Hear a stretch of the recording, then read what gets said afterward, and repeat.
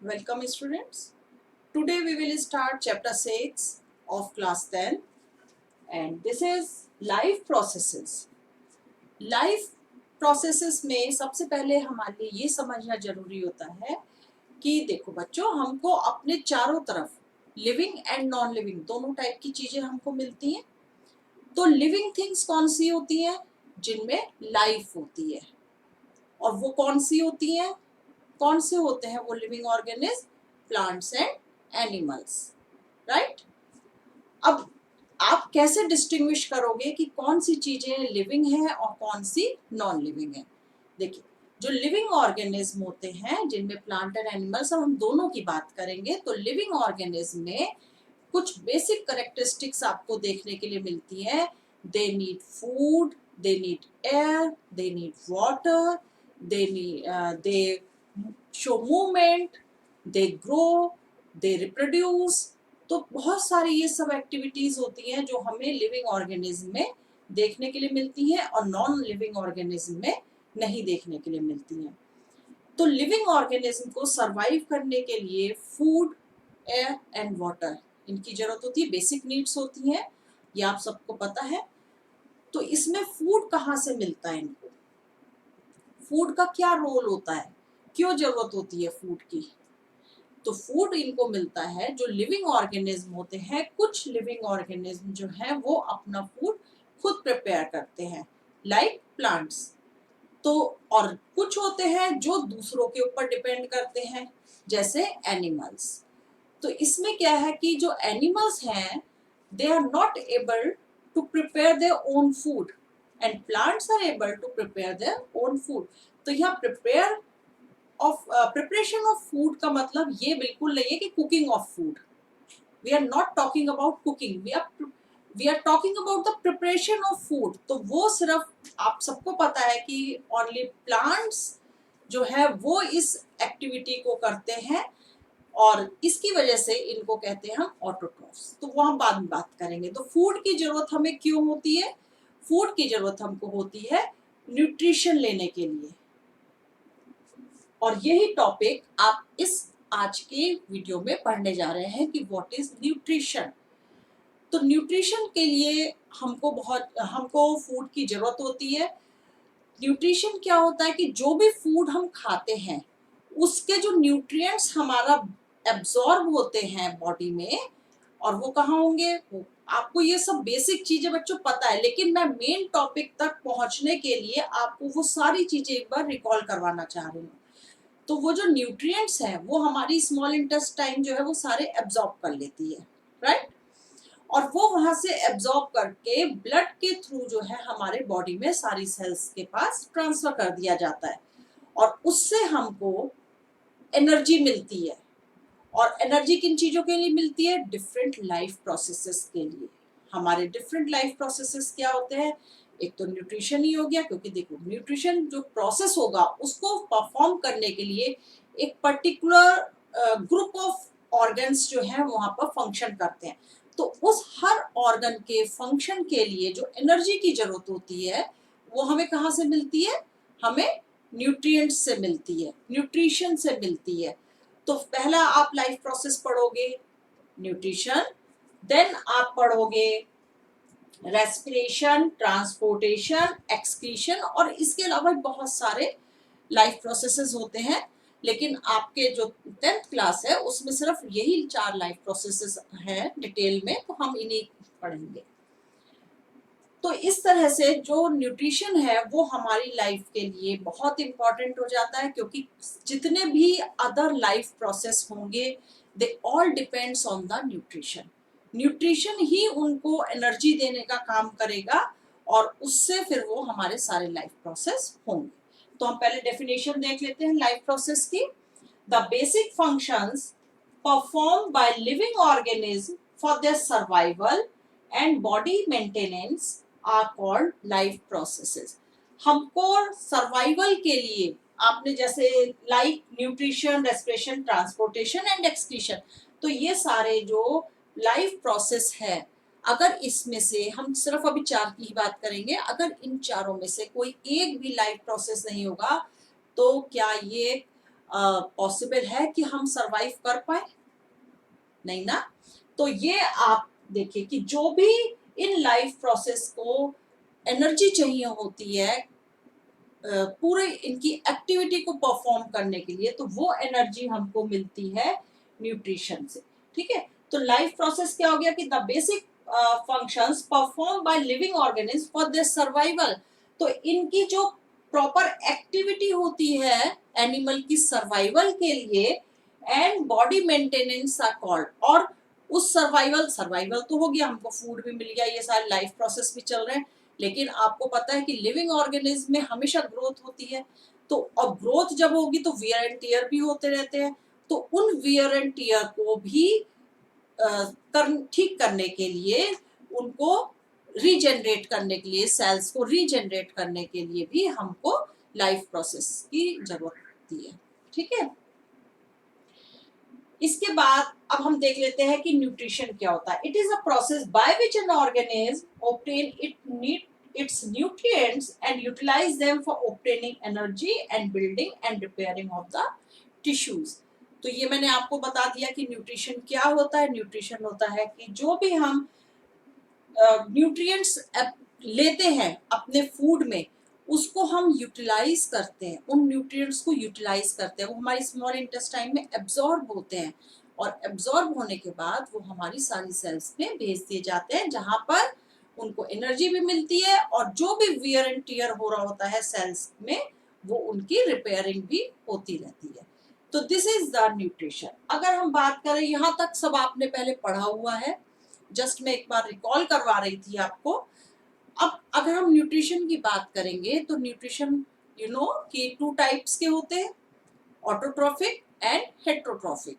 Autotrophic nutrition जैसा नाम से ही पता चल रहा है, auto means self and trophic means food, जो अपना फूड खुद प्रिपेयर करते हैं। और वो पूरे वर्ल्ड में सिर्फ प्लांट्स हैं जो अपना फूड खुद प्रिपेयर करते हैं, इजंट इट? और दूसरे होंगे हेट्रोट्रॉफ्स। हेट्रोट्रॉफ्स में कौन से आएंगे? एनिमल्स आएंगे, जो अपना फूड डिफरेंट सोर्सेस से, डिफरेंट रिसोर्सेस से ऑब्टेन करते हैं। तो इनको अब हम डिटेल में पढ़ते हैं, जब तक आप ये डेफिनेशंस नोट डाउन करिए पहले। तो अब हम देखेंगे दोनों न्यूट्रिशन को, autotrophic and heterotrophic mode of nutrition जो है उनको इंडिविजुअली समझेंगे। First is autotrophic nutrition.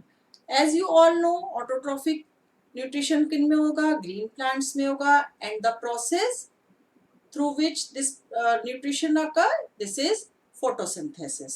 तो photosynthesis is the process in which carbon dioxide and water combines in the presence of sunlight and chlorophyll. It will form glucose, water and oxygen. ये simple आपने definition पढ़ रखी है photosynthesis की। अब हम इसको थोड़ा सा और समझ लेते हैं। कार्बन डाइऑक्साइड कहाँ से मिला? लीव्स के थ्रू मिला, स्टोमेटा के थ्रू मिला। जो एटमॉस्फेयर में कार्बन डाइऑक्साइड है, लीफ ने वो कार्बन डाइऑक्साइड स्टोमेटा के थ्रू प्लांट ने अंदर ली, अपने इनहेल करी। और वाटर कहाँ से आया? वाटर आया रूट्स के थ्रू। ठीक है, रूट्स ने सॉइल में से अब्सॉर्ब करा है। तो इस तरह से हमको कार्बन डाइऑक्साइड एंड वाटर दोनों मिल गए हैं। अब ये किसकी प्रेजेंस में होगा? एच न्यू, ये मैंने आपको पहले बताया हुआ है। This is sunlight. हम सनलाइट को हमेशा एच न्यू की फॉर्म में लिखते हैं। And this is the green pigment which is present in the leaf, chlorophyll, right? अब ये दोनों जब 6 molecule of carbon dioxide and 6 molecule of water combine करेंगे in the presence of sunlight and chlorophyll, what will form? Glucose will form, yeah, carbohydrate will form, C6H12O6. This is the formula of glucose and you should remember this formula. और इसके अलावा क्या मिलेगा हमको? 6 molecules of oxygen मिलेंगे जो वापस air में चले जाएंगे, एंड 6 molecules of water मिलेगा। तो ये भी वाटर वेपर की फॉर्म में वापस एटमॉस्फेयर में चला जाएगा। तो this is the reaction of photosynthesis, and ये आपको याद करनी है, राइट? जिन बच्चों को, मोस्टली स्टूडेंट्स को याद होगी, जिनको याद नहीं है उनको ये याद करनी है। अब हम देखते हैं कि पूरे इस फोटोसिंथेसिस के प्रोसेस में क्या क्या चीजें हुई हैं, जो भी चीजें हमने यूज करी हैं या जो भी चीजें बनी हैं वो किस तरह से प्रोसेस में हुआ है। First, absorption of light energy by chlorophyll. सबसे पहले क्या होगा, जो क्लोरोफिल लीफ में है, लीफ में भी कहाँ पे मिलेगा, क्लोरोप्लास्ट में। या आपने सेल ऑर्गेनेल्स पढ़े हुए ना, तो क्लोरोप्लास्ट में क्लोरोफिल मिलता है। तो ये क्लोरोफिल क्या करेगा, इस सनलाइट को एब्जॉर्ब करेगा।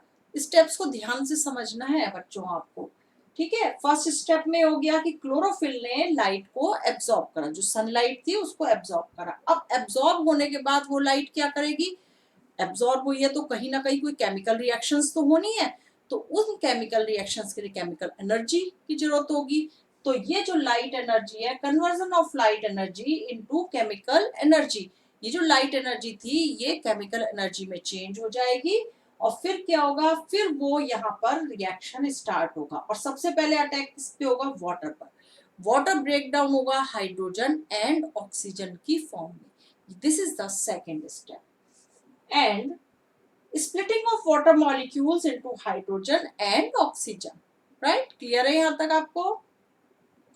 अब जब ये हाइड्रोजन एंड ऑक्सीजन बन गया, ऑक्सीजन तो गैसेस फॉर्म में बाहर निकल गई एटमॉस्फेयर में, अब रह गया हाइड्रोजन। हाइड्रोजन क्या करेगा, अभी हाइड्रोजन बचा है और ये कार्बन डाइऑक्साइड बची है। तो ये हाइड्रोजन जो है इस कार्बन डाइऑक्साइड का रिडक्शन करेगा। आपने फर्स्ट चैप्टर में ऑक्सीडेशन रिडक्शन सब पढ़ा है केमिस्ट्री के चैप्टर में, और जो बच्चे आज नया ज्वाइन कर रहे हैं तो please go through the video. तो ये आप हाइड्रोजन जो है ये इस कार्बन डाइऑक्साइड का रिडक्शन करेगा और it will form water. Water क्यों रिडक्शन हो गया, हाइड्रोजन देखो कार्बन और ऑक्सीजन यहाँ पर ऑलरेडी था, उसमें हाइड्रोजन का एडिशन हो गया, तो दिस इज द रिडक्शन। तो reduction of carbon dioxide into glucose. तो मेन जो फोटोसिंथेसिस प्रोसेस आपने अभी जो प्रीवियस क्लास तक पढ़ते आए हो वो आपने इस तरह से इक्वेशन पढ़ी है और उसकी डेफिनेशन पढ़ी है। तो डेफिनेशन मैंने यहाँ इसीलिए नहीं लिखी है क्योंकि डेफिनेशन आपको आती है सबको। लेकिन आज हमने नया क्या पढ़ा है, टेंथ के लेवल में, टेंथ के लेवल में हमने ये जो स्टेप्स हुए हैं ये हमने एक्स्ट्रा लर्निंग करी है आज। तो फटाफट इसको नोट डाउन करिए, इसके बाद हम समझते हैं आगे का स्ट्रक्चर। तो जब अभी आपने जो सारे इवेंट्स देखे थे फोटोसिंथेसिस के, वो बच्चों जरूरी नहीं है कि वो उसी सीक्वेंस में हो, क्योंकि अगर हम डेजर्ट प्लांट्स की बात करेंगे तो डेजर्ट प्लांट क्या करते हैं, वो रात में कार्बन डाइऑक्साइड गैस को एब्जॉर्ब करते हैं और एक इंटरमीडिएट कंपाउंड बना करके उसको प्लांट में ही स्टोर कर लेते हैं। Intermediate compound unstable compounds form कर लेते हैं, राइट। इसके बाद जब दिन में, डे टाइम में सनलाइट आती है तो क्लोरोफिल उस सनलाइट को एब्जॉर्ब करता है और उसके बाद वो उस कार्बन डाइऑक्साइड का जो है वो रिडक्शन कर देगा और ग्लूकोज फॉर्म होगा। तो वो स्टेप क्लियर हो गए आपको। अब हम देखते हैं प्रेजेंस ऑफ क्लोरोफिल आप कैसे चेक करोगे। हमने ये तो बात कर ली कि जो फोटोसिंथेसिस की रिएक्शन होती है उसके लिए हमें क्लोरोफिल की जरूरत होती है, हमें सनलाइट की जरूरत होती है, हमें कार्बन डाइऑक्साइड की जरूरत होती है, मेनली हमें यही जरूरत होती है, एंड वाटर की जरूरत होती है। तो यहाँ पर हम बात करेंगे पहले कि आपको क्लोरोफिल की जरूरत होती है या प्लांट्स को क्लोरोफिल की जरूरत होती है for the process of photosynthesis. How will you justify this? तो ये हम करते हैं स्टार्च टेस्ट के थ्रू। ये आपने प्रीवियस क्लासेस में पढ़ा हुआ है, जल्दी से हम एक बार उसको रिकॉल कर लेते हैं कि व्हाट इज स्टार्च टेस्ट। आपने कोई भी एक क्रोटन का प्लांट ले लिया, मनी प्लांट का प्लांट ले लिया, तो उसको आप 2-3 दिन के लिए विथ पॉट आप उसको डार्क रूम में प्लेस कर दीजिए। तो डार्क रूम में रखने से क्या होगा कि जितना भी स्टार्च ऑलरेडी उसके अंदर स्टोर्ड है वो प्लांट जो है वो सरवाइव करने के लिए, क्योंकि जब वो डार्क में रखा है वहाँ सनलाइट तो मिल नहीं रही है तो वहाँ फोटोसिंथेसिस होगा नहीं, तो वो जो स्टोर्ड फूड है वो उसको कंज्यूम करेगा प्लांट फॉर सर्वाइवल। 2 दिन बाद, 3 दिन बाद आप अब उस प्लांट को उठा करके सनलाइट में रख दीजिए। 6 और 7 आवर बाद आप क्या करोगे, उसमें से एक लीफ को तोड़ोगे उसमें क्रोटन प्लांट में, यहाँ पे हम क्रोटन प्लांट क्यों ले रहे हैं या मनी प्लांट क्यों ले रहे हैं, अगर आपने इनकी लीव्स में देखा होगा तो कुछ पैचेस होते हैं डिफरेंट कलर के, मोस्टली लाइट कलर के पैचेस होते हैं जहाँ पर ग्रीन कलर नहीं होता है। ठीक है, तो हम वहां पर डिस्टिंग्विश कर पाएंगे एक ही लीफ में। उसके बाद हम इसको 6 and 7 आवर्स के लिए बाहर रख देते हैं सनलाइट में। तो उसमें वहां पर फिर से जो ग्रीन पार्ट है वहां पर फोटोसिंथेसिस स्टार्ट हो जाता है। अब उसको आप लीफ को, एक लीफ को उसमें से प्लक आउट करिए और उसको आप गर्म वाटर में बॉईल करिए, पानी गर्म करिए, उसमें बॉईल करिए। उसको बॉईल जब वो हो जाएगा तो उसको थोड़ा सा ऐसे क्लीन करके फिर आप अल्कोहल में डिप करिए और अल्कोहल में बॉईल करना है उसको। जब अल्कोहल में बॉईल होगा तो आप धीरे से देखोगे थोड़ी देर बाद कि जो उसका ग्रीन कलर है वो अल्कोहल में आ जाता है, डिसॉल्व हो जाता है।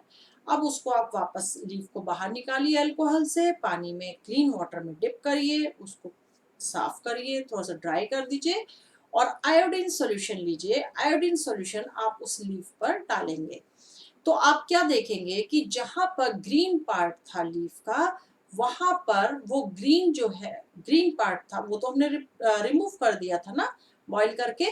तो अब उस ग्रीन पार्ट की जगह ब्लू ब्लैक कलर का स्टेन आ जाता है।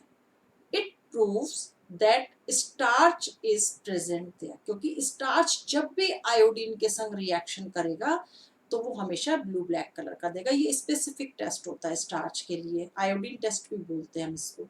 ठीक है, तो हम स्टार्च टेस्ट लिखे या आयोडीन टेस्ट लिखे तो ये आपका बोर्ड एग्जामिनेशन में 1 मार्क का क्वेश्चन होता है, तो इसको आपको ध्यान से समझना है। ठीक है, तो ये क्लियर हो गया कि क्लोरोफिल की प्रेजेंस हम कैसे देखेंगे। नेक्स्ट आ जाता है, हमने बात करी कि हम कार्बन डाइऑक्साइड की प्रेजेंस जरूरी होती है। Carbon dioxide as a raw material हम यूज करते हैं for the process of photosynthesis. तो कार्बन डाइऑक्साइड का टेस्ट कैसे करेंगे, सेम वे है कि इसमें आपको 2 प्लांट लेने हैं और उनको आपको 2-3 दिन के लिए डार्क रूम में प्लेस करना है, जिससे सारा जिससे जो सारा स्टार्च है वो प्लांट एब्जॉर्ब कर लेगा। उसके बाद आपको इन प्लांट्स को कहाँ पर रखना है, एयर में रखना है, मतलब बाहर एटमॉस्फेयर में सनलाइट में रखना है। और इनको एक जो पॉट है उसके संग आप पोटेशियम हाइड्रोक्साइड एक चाइना डिश में या कटोरी में या पेपर में किसी में भी करके आप रख दोगे, पोटेशियम हाइड्रोक्साइड KOH। ठीक है, और इन दोनों प्लांट्स जो पॉट्स हैं उनको आप एयरटाइट जार से कवर कर दोगे। थोड़ी देर बाद आप क्या देखोगे, फिर आप थोड़ी देर इसको रहने दीजिए, 2 घंटे 3 घंटे आप इस सेटअप को सनलाइट में ही रहने देना है। फिर इसके बाद हम दोनों को बाहर निकालेंगे और उनकी एक एक लीफ को निकाल करके फिर उसका हम वहां पर टेस्ट करेंगे। तो सेम आप यही टेस्ट रिपीट कर सकते हो, क्योंकि फोटोसिंथेसिस हो रही थी तो फोटोसिंथेसिस में जो स्टार्च फॉर्मेशन होती है। ठीक है, तो आप सेम इसको भी आप यूज कर सकते हैं। तो जिस प्लांट के संग हमने पोटेशियम हाइड्रोक्साइड रखा था वहां उस प्लांट की लीफ में आप देखोगे कि उस प्लांट की लीफ स्टार्च टेस्ट नहीं देगी। क्यों नहीं देगी, क्योंकि हमने जो पोटेशियम हाइड्रोक्साइड रखा था it will absorb the carbon dioxide which is present in the enclosed container. जो हमने एक एयरटाइट कंटेनर में उसको एनक्लोज कर दिया था प्लांट को, तो उसके अंदर जितनी भी कार्बन डाइऑक्साइड थी वो उसने प्लांट KOH ने एब्सॉर्ब कर लिया। तो जब कार्बन डाइऑक्साइड ही नहीं है वहां पर तो फिर स्टार्च फॉर्मेशन कैसे होगा।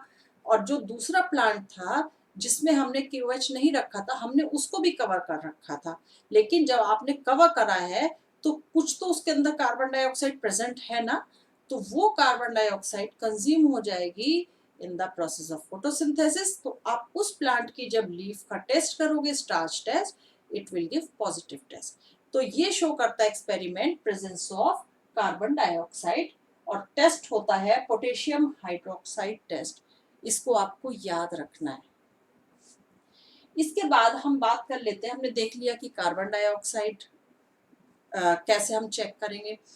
कार्बन डाइऑक्साइड प्लांट एब्जॉर्ब कैसे करते हैं।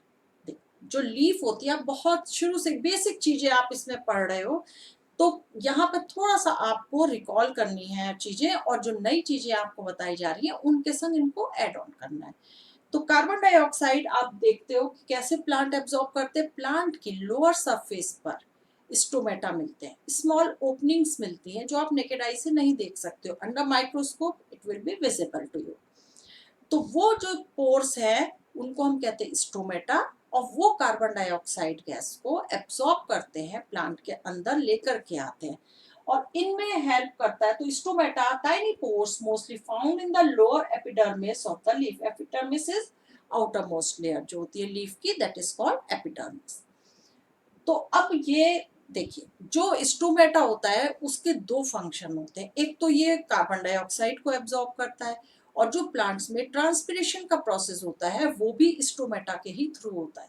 तो अब क्या जरूरी हो जाता है, अब यहाँ पर एक लिमिट लगानी जरूरी हो जाती है स्टोमेटा के संग। अगर स्टोमेटा हमेशा ओपन रहेंगे तो क्या होगा, यहाँ पर जो पानी है उसका लॉस ज्यादा होता रहेगा, और जब उसका लॉस ज्यादा होगा तो क्या होगा, यहाँ पर प्लांट जो है वो ड्राई हो जाएंगे। ये जो, और पानी हमें कहाँ से मिल रहा है, प्लांट को पानी कहाँ से मिल रहा है, वो रूट्स के संग आ रहा है। तो जो पानी रूट्स के संग एब्जॉर्ब होकर के आ रहा है, तो वो सिर्फ वाटर नहीं है, उसमें बहुत सारे अदर मिनरल्स भी हैं, नाइट्रोजन, मैग्नीशियम, आयरन। ये सब जो प्लांट की ग्रोथ के लिए जरूरी होते हैं वो सब भी उस वाटर में डिसॉल्व होकर के प्लांट को मिल रहे होते हैं। तो अब हमारे को यहाँ पे वाटर लॉस रोकना बहुत जरूरी होता है। तो इसके लिए नेचर ने ही अपने आप कुछ ऐसा अरेंजमेंट करके दिया हुआ है कि हमें उसमें कुछ नहीं करना होता है, वहाँ नेचर ही करता है उस काम को। तो इसमें क्या होता है कि जो स्टोमेटा होते हैं ये गार्ड सेल्स, गार्ड गार्ड का क्या काम होता है, प्रोटेक्ट करना। तो ये जो गार्ड सेल्स हैं, ये स्टोमेटा एक छोटे छोटे पोर होते हैं, उन पोर्स को कवर कर लेते हैं, और ये डिपेंड करेंगे वाटर के ऊपर। जब ये वाटर एब्जॉर्ब कर लेते हैं गार्ड सेल्स, आप यहाँ डायग्राम में भी देख सकते हो, ये जो बीन शेप आपको स्ट्रक्चर दिख रहे हैं, दीज आर गार्ड सेल्स, और ये जो इसके ऊपर डॉट्स दिख रहे हैं, this is chloroplast. I think it is visible to you all, yes. तो ये जो है ये क्लोरोप्लास्ट होते हैं, और जब ये गार्ड सेल्स वाटर एब्जॉर्ब कर लेते हैं तो ये टर्जिड हो जाते हैं, एकदम टाइट हो जाते हैं, स्वेल अप हो जाते हैं, और जब ये स्वेल अप होंगे तो इनके बीच में ये पोर स्पेस आ जाता है। This is called stomata. मतलब है तो ये स्टोमेटा, लेकिन ये और वाइड हो जाता है। जैसे ये बीन्स जो है वो स्वेल अप होती हैं तो क्या होता है, थोड़ा सा ये डिफॉर्म हो जाती हैं, और डिफॉर्म होने की वजह से क्या होगा कि इनके जो बीच में स्पेस है वो बढ़ जाता है, तो उसको हम कहते हैं ओपन स्टोमेटा। जब ओपन स्टोमेटा होगा मतलब वाटर एब्जॉर्ब हो रहा होगा, उस समय ये ओपन हो जाएंगी, क्लियर, और ये ओपन स्टोमेटा हो जाएगा। और ये होता है क्लोज स्टोमेटा, जब ये जो गार्ड सेल्स है ये वाटर एब्जॉर्ब नहीं करती हैं और बिल्कुल श्रिंक हो जाती हैं। श्रिंक होने की वजह से क्या है कि देखिए स्टोमेटा जो है ये बिल्कुल क्लोज एक लाइन की तरह, स्लिट की तरह आ जाता है। यहाँ पे मैंने थोड़ा सा स्पेस आपको शो करा है जिससे आप उसको डिस्टिंग्विश कर सकें। तो एक स्लिट की फॉर्म में ही आ जाता है, this is called closed stomata. तो ये गार्ड सेल्स का फंक्शन आपको याद रखना है। गार्ड सेल्स जो है वो स्टोमेटा को बीन शेप्ड होती हैं, bean shaped cells that frame the stomatal opening, जो इस स्टोमेटा की ओपनिंग को फॉर्म करती हैं। और जब भी ये स्टोमेटा ओपन होंगी, ये पॉइंट आपको याद रखना है कि जब गार्ड सेल्स टर्जिड स्टेट में होंगी, स्वेल्ड स्टेट में होंगी, तब स्टोमेटा ओपन होंगे, और जब वो रिलैक्स्ड स्टेट में होंगी तब क्या होगा, स्टोमेटा क्लोज होते हैं, राइट। तो ये आपका आज इसके लिए था ऑटोट्रॉफिक न्यूट्रिशन, और नेक्स्ट वीडियो में हम देखेंगे हेटरोट्रॉफिक न्यूट्रिशन। टिल देन, अगर आपने बहुत इजीली इस प्रोसेस को समझ लिया है, रिकॉल कर पाए हैं, तो आप अपने फ्रेंड्स के संग, अपने जो कजन्स हैं उनके संग इस वीडियो को जरूर शेयर करिएगा। और कोई भी आपका डाउट है, you can ask me in the comment section, I will reply it definitely. और आपने अगर अभी तक नए आए हो, आपने आज ही क्लास ज्वाइन करी है, तो सब्सक्राइब नहीं करा है चैनल को, तो आपको सब्सक्राइब भी करना है जिससे आपको नए वीडियोस मिलते रहें। मैंने इसमें मेटल रिएक्टिविटी सीरीज का नया वीडियो अपलोड करा था, अगर आपने वो नहीं देखा है तो वो आप देख लीजिएगा। तो हैप्पी लर्निंग बच्चों, एंड स्टे सेफ।